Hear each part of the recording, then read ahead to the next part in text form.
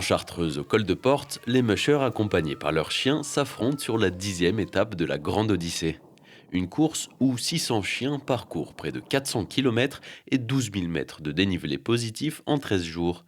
Et certains ont quelques difficultés. On a eu un début de course un petit peu compliqué où les chiens, il a fallu qu'ils se mettent un peu dans le rythme.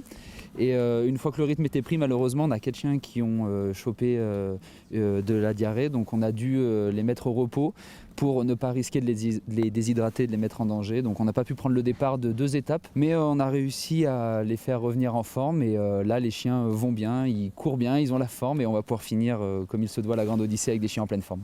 Avant et après l'effort, place au massage, aux petites balades et à un repos bien mérité. Chaque jour, les vétérinaires retrouvent les chiens pour une inspection de santé. Ça va mieux? Ouais. Ouais. On va avoir 3 principaux axes de pathologie. D'abord, tout ce qui va concerner la dermatologie des pattes. Donc on a des abrasions des coussinets, on peut avoir des fissures entre les doigts.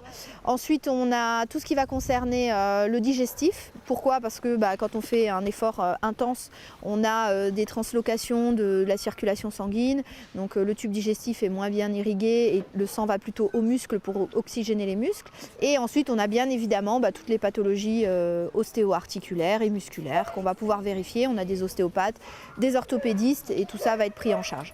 Un chien peut courir de 1 à 10 ans. Pour les préserver, s'il y en a un fatigué pendant la course, son sang sera testé et l'organisation peut imposer du repos. Si on trouve notamment des défaillances organiques, on va retirer le chien de la course, plus ou moins appliquer des traitements.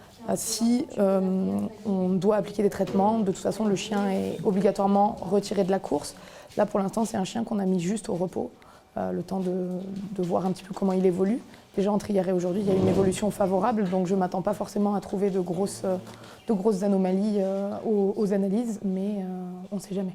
Comme dans tous les sports, le dopage existe dans la course de chiens de traîneau. Un contrôle a même eu lieu pendant l'épreuve de la Chapelle d'Abondance.